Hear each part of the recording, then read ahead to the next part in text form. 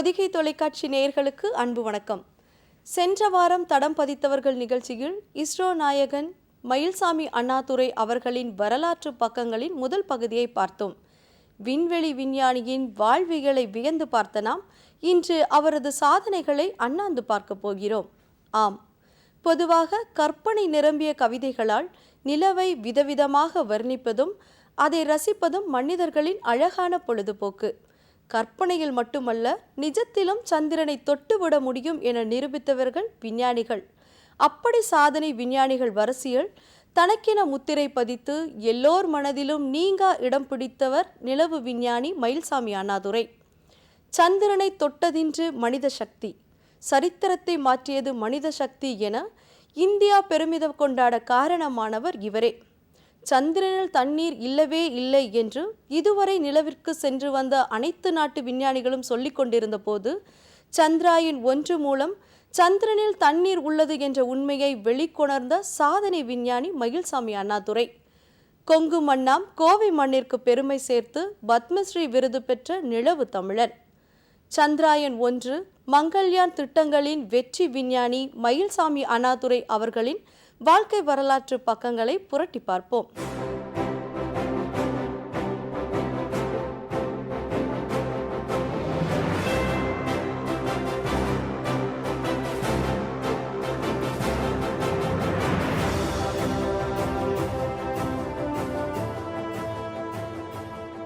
ஏன், எதற்கு, எப்படி என்ற வினாக்களின் விடையே விஞ்ஞானம் என்பார்கள். அந்த வகையில் கடந்த 50 ஆண்டு கால நிலவை நோக்கிய விண்வெளி பயண வரலாற்றில் அமெரிக்கா, ஜப்பான், சீனா, ஐரோப்பா, ரஷ்யா போன்ற நாடுகள் பல்வேறு முயற்சி செய்தாலும் விண்வெளி ஆராய்ச்சியில் சந்திரனில் தண்ணீர் படிகங்கள் உள்ளனவா என்பது வெகு காலமாக கேள்விக்குறியாகவே இருந்து வந்தது. எப்படியாவது இந்த ஆராய்ச்சியில் வெற்றி காண வேண்டும் என மற்ற மேலை நாடுகள் கடுமையாக உழைத்துக் கொண்டிருந்த போது இந்தியா தன் முதல் முயற்சியிலேயே சாதித்து காட்டியது. இதற்கு முழுமுதற் காரணமாக இருந்தவர் இந்திய விண்வெளி விஞ்ஞானி முனைவர் மயில்சாமி அண்ணாதுரை. விண்ணை தொட்ட இஸ்ரோ நாயகனின் வெற்றி சின்னங்களான சந்திரயான் 1, மங்கள்யான் மற்றும் பல திட்டங்களின் வெற்றி வரலாற்றை தெரிந்து கொள்வோம். நிலா கவிஞர்களுக்கும் காதலர்களுக்கும் தினம் தினம் புதிதாக தெரியும். ஆண்டாண்டு காலங்களாக நிலாவை பார்த்து பாடியும் ரசித்தும் வாழ்ந்திருக்கிறான் மனிதன். நிலவின் வெள்ளித்தலைவாசல் நிலையும் குலுங்க அசைத்திட்டேன் என்று கற்பனையில் நிலவை மனித உயிர் அசைப்பது போல எழுதினார் தாம்சன். நாதமுடி மேலிருக்கும் வெண்ணிலாவே, அங்கே நானும் வர வேண்டுகிறேன் வெண்ணிலாவே. பறக்க சிறகிருந்தால் வெண்ணிலாவே, உந்தன் பக்கம் வந்து சேருவேனே வெண்ணிலாவே என்பது கவிமணி தேசிய விநாயகம் பிள்ளையின் கவிதை வரிகள். இப்படி கற்பனை நிரம்பிய கவிதைகள் சந்திரனை விதவிதமாக வர்ணித்தன. கிபி 1ஆம் நூற்றாண்டிலேயே சந்திரமண்டல யாத்திரை பற்றி கிரேக்க எழுத்தாளர் லூசியன் பேசியிருக்கிறார். விண்ணுக்கு பறப்பது போல் கதைகள் சொல்வீர் என்று பாரதியார் சொன்னது போல் பல நிலவு பயணம் குறித்த கற்பனை கதைகள் இருந்துள்ளன. கனவெல்லாம் நினைவாகும்படி மனிதன் கற்பனையில் தொட்டு வந்த நிலவை விஞ்ஞானத்தால் தொட்டு வந்தான். 1969ஆம் ஆண்டு அமெரிக்கா நிலவுக்கான முதல் பயணத்தை மேற்கொண்டு வெற்றி கண்டது. நிலாவில் கால் பதித்த முதல் மனிதன் என்கின்ற பெருமையை நீல் ஆம்ஸ்ட்ராங் பெற்றார். அமெரிக்காவின் முதல் நிலவு பயணத்திற்கு பிறகு பல நாடுகள் தங்கள் விண்வெளி ஆராய்ச்சியை போட்டி போட்டு வலுப்படுத்திக் கொண்டிருந்தன. இந்த போட்டிகள் 1960களில் தீவிரமாக இருந்தது. அப்போது கேரளா மாநிலம் தும்பாவில் மிக எளிமையாக நடத்தப்பட்டு வந்த இஸ்ரோவினால் முன்னெடுக்கப்பட்ட மிகப்பெரிய திட்டம்தான் சந்திரயான் 1. நமது விண்வெளி ஆராய்ச்சியை உலக அளவில் பெருமைப்படுத்திய இந்தியாவின் முதல் நிலவு பயணம் சந்திரயான் 1. கிழக்கு வானம் சிவக்கும் வேளை 2008 அக்டோபர் திங்கள் 22ஆம் நாள். சந்திரயான் 1ஐ தாங்கிய விண்கலம் மெல்ல கிளம்பி மெதுவாய் மேகம் கிழித்து வேகம் கொண்டு வானை அடைந்த அந்த தினம் இந்திய விஞ்ஞானிகளால் மறக்க முடியாத தினம். அப்போது இஸ்ரோவில் 22 ஆண்டுகள் பணியை நிறைவு செய்திருந்தார் மயில்சாமி அண்ணாதுரை. சந்திரயான் 1 தன் வாழ்வில் மிகப்பெரிய ஒரு தாக்கத்தை ஏற்படுத்த போவது அவருக்கு அன்று தெரியாது. இந்தியாவின் முதல் ரிமோட் சென்சிங் செயற்கைக்கோள் பயன்பாட்டில் இருந்த காலத்திலும், நாட்டின் முதல் தொலைத்தொடர்பு செயற்கைக்கோள் உருவாக்கப்பட்ட காலத்திலும் மயில்சாமி அண்ணாதுரை இஸ்ரோவில்தான் இருந்துள்ளார். இப்படி பல பெரிய சாதனை திட்டங்களில் ஆய்வாளராக பணியாற்றிய அண்ணாதுரையின் வெற்றி வாசலை தேடி வந்த திட்டம்தான் சந்திரயான் 1. சந்திரயான் 1 திட்டத்தின் இயக்குனராக இஸ்ரோ தலைவரால் நியமிக்கப்பட்டார் மயில்சாமி அண்ணாதுரை. அப்போது அவருக்கு 45 வயது. பலத்த போட்டிகளுக்கு இடையே இந்த பொறுப்புக்கு தேர்ந்தெடுக்கப்பட்டார். ஒருபுறம் சந்திரயான் 1 திட்டத்தின் இயக்குனர் பணி, மறுபுறம் இன்சாட் செயற்கைக்கோள் திட்டத்தின் இயக்குனர் பணி. இந்த இரண்டில் எது வேண்டும் என தேர்ந்தெடுத்துக் கொள்ளும் சுதந்திரம் மயில்சாமி அண்ணாதுரையிடம் இருந்தது. மேலும் இவரது பணிகளை பார்த்து இஸ்ரோவில் வழங்கப்பட்ட சம்பளத்தை விட கூடுதல் சம்பளத்தில் தனியார் நிறுவனம் ஒன்றில் அண்ணாதுரைக்கு முக்கிய பணியும் கிடைத்தது. அதில் எதை தேர்வு செய்ய வேண்டும் என்பதில் இவருக்கு பெரும் குழப்பம் நிலவியது. அப்போது சந்திரயான் 1 நிச்சயம் வரலாறு படைக்கும் என்று மனைவி வசந்தி கூறிய வார்த்தைகள் இவருக்கு ஊக்கமளித்தது. தன்னை நம்பி ஒப்படைக்கப்பட்ட இந்த திட்டத்தை எப்படியாவது வெற்றி பெற வைக்க வேண்டும் என்ற ஒரே நோக்கம் மட்டுமே மயில்சாமி அண்ணாதுரையின் மனதில் இருந்தது. சந்திரயான் 1 திட்டத்துக்கு அப்போதைய மத்திய அரசு ஒதுக்கிய தொகை ரூபாய் 386 கோடி. அப்போது செயற்கைக்கோள் தயாரிப்பதற்கான அனைத்து உபகரணங்களும் கட்டடங்களும் இஸ்ரோவிடம் இருந்தபோதும் நிலவுக்கு பயணம் மேற்கொள்ளும் திட்டத்துக்கான அடிப்படை விஷயங்கள் இஸ்ரோவில் இல்லை. சந்திரயான் 1 விண்ணில் ஏவப்பட்டவுடன் அதை கட்டுப்படுத்துவதற்கான தரை கட்டுப்பாட்டு அறை, பெரிய ஆண்டனாக்கள் போன்ற பல வசதிகள் இல்லை. ஏன், அப்போது தொலைதூரத்தில் உள்ள நிலவுக்கு செல்வதற்கான ராக்கெட் நம்மிடம் இல்லை. நாம் PSLV ராக்கெட் மட்டுமே வைத்திருந்தோம். ஆனால் அதை வைத்து நிலவுக்கு செல்ல முடியாது. ஆரம்ப கட்டத்தில் இத்திட்டத்தில் இந்தியா மட்டுமே பங்கேற்க இருந்தது. ஆனால் உலக நாடுகள் இந்த திட்டத்தில் ஆர்வம் காட்டின. இத்திட்டத்தில் 1 அல்லது 2 நாடுகள்தான் ஆர்வம் காட்டும் என்று இஸ்ரோ எதிர்பார்த்தது. ஆனால் ஆச்சரியப்பட வைக்கும் வகையில் பல்வேறு நாடுகள் தங்கள் விண்வெளி கருவிகளை கொடுக்க முன்வந்தார்கள். அண்ணாதுரையின் நிதானமான முடிவு, தன்னம்பிக்கை, சுயசிந்தனை, விடாமுயற்சி இவை சந்திரயான் 1 திட்டத்தை அடுத்த கட்டத்திற்கு கொண்டு போனது. நிலவுக்கு செல்லும் திட்டத்துக்கு மயில்சாமி அண்ணாதுரைக்கு 10 ஆண்டுகள் கால அவகாசம் கொடுக்கப்பட்ட நிலையில் அதை 4 ஆண்டுகளிலேயே வெற்றிகரமாக செய்து முடித்தார். APJ அப்துல் கலாமின் ஆசையை நிறைவேற்றும் விதமாக அவருக்காக 6 மாதங்கள் உழைத்து வடிவமைப்பை மாற்றி இந்திய கொடியை Chandrayaan 1 ISRO பொருத்தியது.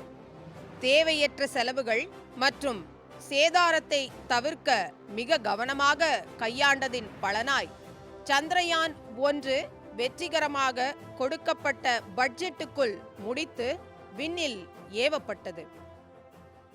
4, 3, 2, 1, 0, +1, +2, +3, +4, +5 seconds. Launch vehicle proceeding. செயற்கைக்கோள் நிலவை அடைய 1 வார காலம் எடுத்துக்கொண்டது. ஏனெனில் சுமார் 4 லட்சம் மைல்களுக்கு அப்பால் நிலவு உள்ளது. வினாடிக்கு ஏறக்குறைய 1 கிலோமீட்டர் வேகத்தில் விண்ணில் பயணிக்கும் நிலவை சில மணித்துளிகளில் அடைவது கற்பனைக்கும் அப்பாற்பட்ட செயல். அக்டோபர் 22 விண்ணில் செலுத்தப்பட்ட சந்திரயான் 1 நவம்பர் 16ஆம் தேதி நிலவின் துருவ பகுதியில் இந்திய கொடியுடன் மோதி இறங்கிய தருணம் மயில்சாமி அண்ணாதுரையின் பெருமிதத்தின் உச்சநிலையை தொட்டது மட்டுமின்றி தனது கோதவாடி கிராம மக்களின் பிரார்த்தனைகளை நினைவு கூற செய்தது. எல்லாருக்கும் என்ன அன்பான வணக்கம். Mayilsamy Annadurai is a long-term friend and associate in ISRO for me. He is the proud possession of Tamil Nadu, not only Tamil Nadu but the entire nation. In fact, I am really proud to say that I also hail from the Kanyakumari district of Tamil Nadu, and so we have a common motherland, so to say.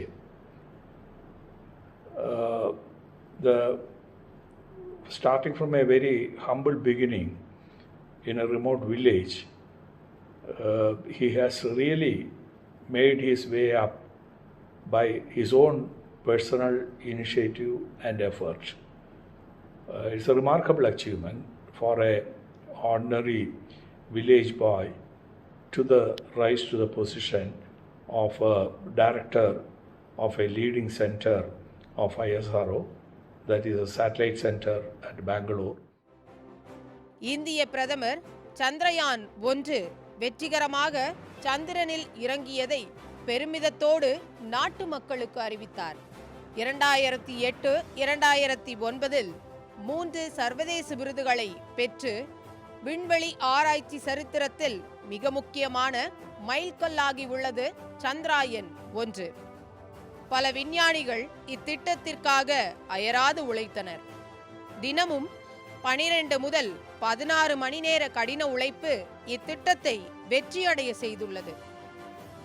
ஆக சந்திரயானின் வெற்றி மிக குறைந்த செலவில் குறைந்த நாட்களில் செய்து முடிக்க காரணம் இந்திய மண்ணின் வேகமும் செய்யும் வேளையிலிருந்த உண்மையான ஆர்வமும் பணிகளை சரியானவர்களிடம் ஒப்படைத்ததும் சரியான செய்தி பரிமாற்றங்களும் எல்லாவற்றிற்கும் மேலாக குடும்பத்தாரின் அனுசரணையான ஒத்துழைப்புமே காரணம் என்கின்றார் மயில்சாமி அண்ணாதுரை. சந்திரயான் திட்டத்தின் வெற்றி குறித்தும் நிலவில் நீர் இருப்பதற்கான இந்தியா கண்டுபிடித்த ஆதாரம் குறித்தும் அதிகாரப்பூர்வமாக தெரிவித்த பின்னர் ஏபிஜே அப்துல் கலாம் மயில்சாமி அண்ணாதுரையின் கையை பிடித்தபடி வாட்ஸ் நெக்ஸ்ட் என்றார். அதற்கு அண்ணாதுரை சந்திரயான் 2 பண்ணுவோம், மங்கள்யான் பண்ணுவோம் சார் என்று கூற மகிழ்ச்சியோடு தோளை தட்டி கொடுத்தார் டாக்டர் ஏபிஜே அப்துல் கலாம். சந்திரயான் 1 வெற்றிக்கு பிறகு அமெரிக்காவில் ஹியூஸ்டனில் உள்ள நாசா விண்வெளி ஆராய்ச்சி கழகத்திற்கு முதன்முதலாக மயில்சாமி அண்ணாதுரை சென்றார். நாசாவில் மயில்சாமி அண்ணாதுரைக்கு விஞ்ஞானிகள் அணிவகுப்பு வழங்கப்பட்டது. ஆராய்ச்சிக்காக பல மேலை நாடுகளுக்கு சென்ற அண்ணாதுரை தனது மாறுபட்ட உடையால் சிலரால் எள்ளி நகையாடப்பட்டுள்ளார். இருந்த போதிலும் இன்று அதே மேலை நாடுகளிலிருந்து இஸ்ரோ நாயகனுக்கு பாராட்டுகளும் வாழ்த்துக்களும் குவிந்த வண்ணம் உள்ளன. இந்தியாவின் பெருமையை தலைநிமிர செய்த இந்த திட்டம் இந்திய அறிவியலின் மணிமகுடம் என்றால் மிகையாகாது. 2008 சந்திரயான் 1 முடித்த கையோடு சந்திரயான் 2 திட்டம் தொடங்கப்பட்டது. 2010 சந்திரயான் 2 திட்டத்துடன் உலகத் தமிழ் செம்மொழி மாநாட்டில் பணியாற்ற அண்ணாதுரைக்கு அழைப்பு வந்தது. 2010 ஜூன் மாதத்தில் கோவையில் உலகத் தமிழ் செம்மொழி மாநாடு அப்போதைய முதல்வர் கலைஞர் அவர்களால் நடத்தப்பட்டது. உலகெங்கிலும் இருந்து ஆயிரக்கணக்கான தமிழறிஞர்கள் கலந்து கொண்ட இந்நிகழ்வில் தமிழ் விஞ்ஞானி மயில்சாமி அண்ணாதுரையும் கலந்து கொண்டு சிறப்பித்தார். கோவை செம்மொழி மாநாட்டில் 30 அறிவியலாளர்களை கொண்டு தலைமை தாங்கி நடத்திய அறிவியல் தமிழ் ஆய்வரங்கம் எல்லோராலும் பேசப்பட்ட ஒன்று. சந்திரயான் 2 திட்டத்தின்படி ஆர்பிட்டர் கலன் மற்றும் ரோவரை இந்தியா செய்யும், லேண்டரை ரஷ்யா செய்ய வேண்டும். ஆனால் நிலவுக்கு சீனாவும் ரஷ்யாவும் மேற்கொண்ட ஒரு பயணம் தோல்வியில் முடிய, தொடர்ந்து பல காரணங்களால் இந்தியா ரஷ்யா இடையே போடப்பட்ட ஒப்பந்தமும் ரத்தானது. அதோடு சந்திரயான் 2 திட்டமும் கிடப்பில் போடப்பட்டது. இந்தியாவிடம் அப்போது லேண்டர் இல்லை. பல பிரச்சனைகளால் ரஷ்யாவுடனான ஒப்பந்தம் முறிந்தது. நாம் ஒரு புது லேண்டரை செய்ய குறைந்தது 5 அல்லது 6 ஆண்டுகளாகும். அதற்குள் தயார் நிலையில் இருக்கும் ஆர்பிட்டர் கலனை என்ன செய்வது? இப்படி பல குழப்பங்கள் நிலவிய போது உதயமானதுதான் மங்கள்யான் திட்டம். செவ்வாய் கிரகத்துக்கு செல்லும் பயணம் அது. ஆசிய நாடுகளிலே செவ்வாய் கிரகத்தின் வட்டப்பாதையில் வெற்றிகரமாக செயற்கைக்கோளை அனுப்பியது இந்தியா மட்டுமே. அது மட்டுமின்றி உலகிலேயே முதல் முயற்சியில் செயற்கைக்கோள் அனுப்பி வெற்றி கண்ட நாடும் இந்தியாதான். சென்றிடுவீர் 8 திக்கும் கலை செல்வங்கள் யாவும் கொணர்ந்திங்கு சேர்ப்பீர் என்று பாடினார் மகாகவி பாரதியார். 8 திசைகளை கடந்து 9வது திசையாக செவ்வாய்க்கான பாதையை வகுத்தார் விஞ்ஞானி மயில்சாமி அண்ணாதுரை. சந்திரயான் 2 திட்டம் கிடப்பில் போடப்பட்டதால் 5 ஆண்டுகளுக்கு பிறகு மங்கள்யான் திட்டம் முன்னெடுக்கப்பட்டது. சுமார் 67 கோடி கிலோமீட்டர்கள் கொண்ட நீண்ட பயணம் அது. வெளிநாட்டில் நடந்த கருத்தரங்கு ஒன்றில் இந்தியாவும் 2013இல் செவ்வாய் கிரகத்துக்கு செல்லும் என்றார் மயில்சாமி அண்ணாதுரை.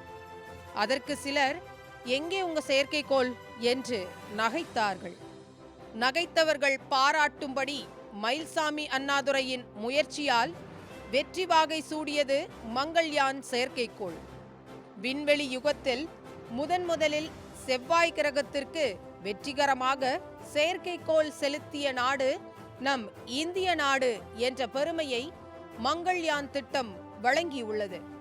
சந்திரயான் 2 திட்டத்திற்கான செயற்கைக்கோளை அப்படியே மாற்றி மங்கள்யானுக்கு பயன்படுத்தி கொண்டார் மயில்சாமி.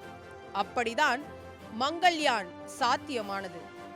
2013 நவம்பர் 5 இந்தியாவின் முதல் செவ்வாய் கிரக பயணத்திற்கான செயற்கைக்கோள் ஸ்ரீஹரிகோட்டாவிலிருந்து PSLV விண்கலத்தின் மூலம் ஏவப்பட்ட நாள். ஒவ்வொரு வினாடிக்கு சுமார் 25 கிலோமீட்டர் வேகத்தில் பயணிக்கும் செயற்கைக்கோள் 9 மாதத்திற்குள் செவ்வாய் கிரகத்தை அடையும்படி திட்டம் அமைந்திருந்தது. 2014 செப்டம்பர் 24இல் காலை 7 மணிக்கு செவ்வாய் கிரகத்தை சென்றடைந்தது மங்கள்யான். அதே சமயத்தில் அமெரிக்காவும் செவ்வாய் கிரகத்தை ஆராய மேவன் என்ற செயற்கைக்கோளை விண்ணில் செலுத்தியது. 2014 செப்டம்பர் 21இல் மேவன் செயற்கைக்கோள் செவ்வாய் கிரகத்தை அடைந்தது. கிட்டத்தட்ட ஒரே காலகட்டத்தில் ஒன்றாக பயணம் செய்த இரு கோள்களில் ஒன்று முழுக்க இந்திய விண்வெளி ஆய்வாளர்களால் செய்யப்பட்டது, மற்றொன்று அமெரிக்க ஆய்வாளர்களால் செய்யப்பட்டது. சந்திரனை முதலில் தொட்டவர்களின் செயற்கைக்கோளும் நமது இந்திய செயற்கைக்கோளும் ஒரே தளத்தில் அமைந்தது இந்திய விண்வெளி அறிவியல் வெற்றியின் முதல் படி என்றே சொல்லலாம். இந்திய விண்வெளி ஆய்வின் மற்றுமொரு மைல்கல்லாக மங்கள்யான் திட்டம் அமைந்தது. சந்திரயான் 1, மங்கள்யான் 2 திட்டங்களும் இந்திய விண்வெளி அறிவியல் சரித்திரத்தில் மட்டுமல்ல, உலக அறிவியல் வரலாற்றில் கூட மிகவும் சிறப்பு வாய்ந்த சாதனைகளாக திகழ்கின்றன. மயில்சாமி அண்ணாதுரை தனக்கு கீழ்ப்பணியாற்றும் சக ஊழியர்களுக்கு ஊக்கமளிப்பதை வழக்கமாக வைத்திருந்தார்.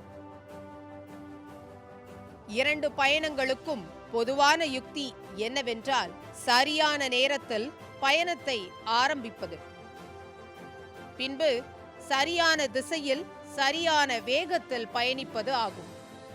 சந்திரயான் 2 திட்டத்தின் பணிகள் கிட்டத்தட்ட 95% நிறைவடைந்த நிலையில் பரிசோதனை கட்டத்தில் மயில்சாமி அண்ணாதுரை இஸ்ரோவிலிருந்து ஓய்வு பெற்றார். 2019 கோடிக்கணக்கான இந்தியர்கள் ஆவலோடு காத்திருந்த தருணம் சந்திரயான் 2. ஆனால் விண்ணில் ஏவப்பட்ட சந்திரயான் 2 செயற்கைக்கோள் வெற்றி பெறவில்லை. வீரனின் அழகு வெற்றிகள் என்பார்கள், அதனிலும் அழகு விழுப்புண்கள் என்கின்றார் மயில்சாமி அண்ணாதுரை. சில விண்வெளி திட்டங்கள் முதன் முயற்சியிலேயே வெற்றியடைய முடியவில்லை. அதுபோல PSLV விண்கலமும் அதனுடைய முதல் பயணத்தில் தோல்வி கண்டது. ஆனால் அதில் கண்ட படிப்பினையை கொண்டு இஸ்ரோ குழு தனது அயராத உழைப்பில் சந்திரயான் 1, மங்கள்யான் உட்பட பல வெற்றிகளை குவித்துள்ளது. I have seen Annadurai as a very practical engineer right from the beginning, 1982 onwards. He was the mission controller for the remote sensing satellite missions IRS series of the space program, and later he became the mission director for the communication satellite, the INSAT series of satellites as well. Not only that, he has shown his innovation and design capability in the spacecrafts which is built later for communication purposes, and he was instrumental for developing INSAT 2 series of satellites. But above all, the mission to moon has been a unique achievement for this great scientist. 2016 ஆண்டு மயில்சாமி அண்ணாதுரைக்கு இந்திய அரசு பத்மஸ்ரீ விருது கொடுத்து கௌரவித்தது. மேலும் அவர் பெற்ற விருதுகள் உங்கள் பார்வைக்கு.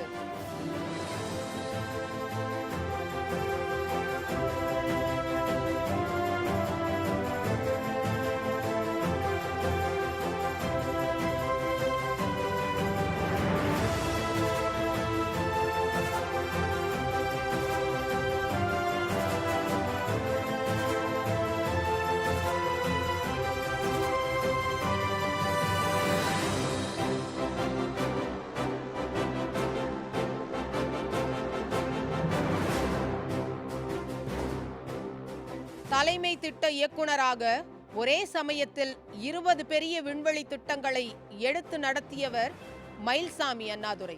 அவரது 21வது பணியாக எழுத்துப்பணி அமைந்தது. இந்திய நகரங்களின் பல தமிழ் சங்கங்களிலும் அமெரிக்க மற்றும் சிங்கப்பூர் தமிழ் அமைப்புகளிலும் அறிவியல் தமிழில் சிறப்புரை ஆற்றியுள்ளார். இவரது இளமை, கல்வி மற்றும் விண்வெளி ஆய்வு அனுபவங்கள் அடங்கிய கையருகே நிலா என்ற புத்தகமும், அரசு பள்ளி பாழல்ல, அன்னை தமிழும் பாழல்ல என்ற இவரது கவிதையும் தமிழக பள்ளி மாணவர்களால் அதிகம் படிக்கப்படுகிறது. நிலவை மறந்தவர் திடுமென எழுந்தார், நிலவில் மோதி நிசத்தை உணர்ந்தார், திரும்ப திரும்ப பார்த்த நிலவை திரும்பி பார்க்க வைத்தது உண்மை தாய்மொழி கல்வி, தாய்ப்பால் போலவே. இதை தாய்சேய் உணர வழிவகை காண்போம் என்ற அறிவியல் பற்றோடு தமிழ் பற்றை இணைக்கிறார் அறிவியல் கவிஞர் மயில்சாமி அண்ணாதுரை. இந்தியாவின் முதல் செவ்வாய் பயணம் பற்றிய தொடர்கட்டுரையை கையருகே செவ்வாய் என்ற தலைப்பில் தமிழ் நாளிதழ் ஒன்றில் எழுதி புத்தகமாக வெளியிட்டுள்ளார். தமிழக பள்ளி இறுதி வகுப்பு அறிவியல் புத்தகத்தில் இவரது வாழ்க்கை குறிப்பும் அறிவியல் பணியும் குறிப்பிடப்பட்டுள்ளது. மயில்சாமி அண்ணாதுரை கல்லூரி மாணவர்களின் அறிவியல் திட்டங்களுக்கும் மற்றும் சமூகம் சார்ந்த நல்ல கண்டுபிடிப்புகளுக்கும் தன்னால் ஆன இயன்ற பங்களிப்பை ஆற்றி வருகிறார். தமிழக அரசு சார்பில் தமிழ்நாடு அறிவியல் தொழில்நுட்ப மன்றத்தின் துணைத் தலைவராக அவர் நியமிக்கப்பட்டு பணியாற்றி வருகிறார். பெங்களூருவில் இயங்கி வரும் தேசிய கட்டுமான ஆராய்ச்சி மன்றத்தின் தலைவராகவும் பதவி வகிக்கிறார். 2018 இஸ்ரோவிலிருந்து ஓய்வு பெற்ற சாதனை விஞ்ஞானி 2019 தமிழ்நாடு அறிவியல் மற்றும் தொழில்நுட்ப மாநில மன்றத்தின் துணைத் தலைவராகவும் இருக்கிறார். கட்டாந்தரை படுக்கையாக மாட்டுக்கொட்டகை பள்ளிக்கூடமாக ஆரம்பித்த இவரது வாழ்க்கை வானத்தை வளைத்து கூரையாக்கிக் கொண்டது. நிலாவை அன்னார்ந்து பார்த்த மயில்சாமி அண்ணாதுரை செவ்வாய் கிரகத்திற்கே சென்று சாதனை படைத்து உலக நாடுகள் இந்தியாவை அண்ணார்ந்து பார்க்க செய்துள்ளார். மிக சிறிய கிராமத்தின் வாசத்தில் வளர்ந்து தனக்கென புதுப்பாதை வகுத்து 30க்கும் மேற்பட்ட செயற்கைக்கோள்களை உருவாக்கி நிலவு தொட்ட சாதனை விஞ்ஞானி இவர். கல்லும் முள்ளும் சேர்ந்த பாதையில் தடைகளை தாண்டி இந்திய நாட்டிற்கும் கொங்கு மன்னாம் கோவை மாநகருக்கும் வரலாற்றில் பெரிய பெருமையை பெற்றுத்தந்த மேதை மயில்சாமி அண்ணாதுரை. ஆம், தடைகளை தாண்டி பெறுகின்ற வெற்றி என்றுமே வலிமையானது. அதுவே வரலாறு படைக்கிறது. மயில்சாமி அண்ணாதுரையின் வாழ்க்கை இனிவரும் அறிவியல் யுகத்தில் காலடி பதிக்கவிருக்கும் இளைஞர்களுக்கான ஒரு வெற்றி கோப்பை என்றால் அது மிகையாகாது.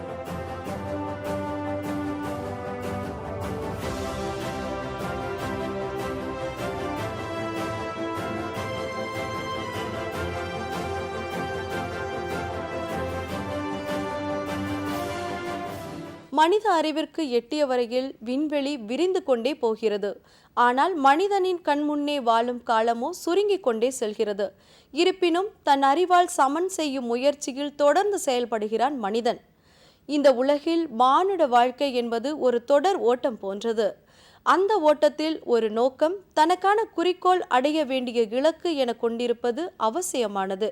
அதுவே வாழ்விற்கான அர்த்தமுமாகும். இந்த உலகில் மற்றவர்களை பின்தொடர்ந்து போவது ஒரு வழி, தனக்கான பாதையை உருவாக்கி ஓடுவது ஒரு வழி. அப்படி தனக்கான பாதையை உருவாக்கியவர்கள் பின்தொடர்பவர்களுக்கு வழிகாட்டியும் ஆகிறார்கள் அல்லவா? அப்படி தனக்கென தனி முத்திரையை பதித்து இன்று விண்வெளி முன்னோடியாக, நிலவு தமிழனாக, இஸ்ரோ நாயகனாக உயர்ந்து நிற்பவர் மயில்சாமி அண்ணாதுரை. கல்வியில் சிறந்தவர், பண்பான மனிதர், எளிமையானவர், இளைஞர்களின் எழுச்சிக்காக உழைப்பவர் என பல நன்முகங்கள் கொண்டு சிறந்து விளங்கும் விஞ்ஞானி மயில்சாமி அண்ணாதுரை. சிறிய கிராமத்தில் சாதாரண குடும்பத்தில் பிறந்து பல தடைகளை கடந்து சாதனைகள் பதித்துள்ள இவரது வாழ்க்கை சுவடுகள் அடுத்த சாதனைக்கான துளி என்றே கூறலாம். நமது பாரத நாடு இந்தியாவின் முதல் நிலவு பயணத்திற்கும் முதல் செவ்வாய் பயணத்திற்கும் மிக முக்கிய காரணமாக அமைந்த நிலவு தமிழன் மயில்சாமி அண்ணாதுரை அவர்களின் வாழ்க்கை பக்கங்களை புரட்டி பார்த்தோம். மீண்டும் அடுத்த வாரம் மற்றும் ஒரு சிறந்த மனிதரின் வாழ்க்கை பக்கங்களை புரட்டி பார்ப்போம். நன்றி, வணக்கம்.